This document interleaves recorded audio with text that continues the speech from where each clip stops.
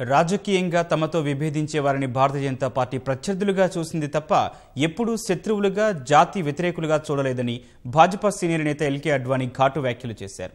April 6న Bhajapa వ్యవస్థాపక దినోత్సవం సందర్భంగా nation first party next self last పేరిట సొంత బ్లాగ్లో అడ్వాణీ తన అభిప్రాయాలు పంచుకున్నారు.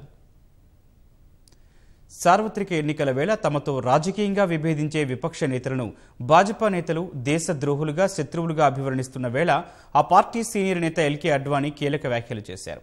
ఏప్రిల్ 6న భాజపా వ్యవస్థాపక దినోత్సవం సందర్భంగా తన బ్లాగ్లో అడ్వాణీ వివిధ అంశాలపై తన అభిప్రాయాలను తెలిపారు.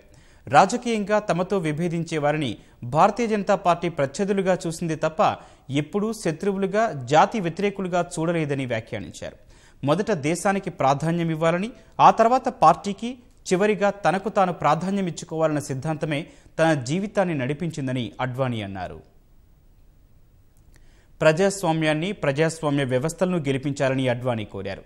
భారత ప్రజాస్వామ్యంలో భాగస్వామ్యులైన రాజకీయ పార్టీలు, మీడియా, అధికార యంత్రాంగం, ఓటర్లు ఆత్మవిమర్శ చేసుకోవాలని అడ్వాణీ కోరారు.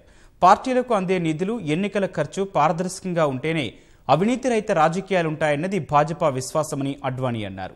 రాజకీయ వ్యవస్థలోనూ పార్టీలోనూ ప్రజాస్వామ్యం కోసం జరిగిన పోరాటమే భాజపాను ఉన్నత స్థితికి చేర్చిందని ఆయన తెలిపారు.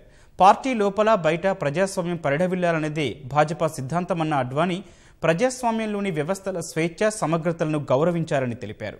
ఇంతకాలం తనకు సేవ చేసుకునే అవకాశం ఇచ్చినందుకు దేశ ప్రజలకు, గాంధీనగర్ ప్రజలకు అడ్వాణీ కృతజ్ఞతలు తెలిపారు.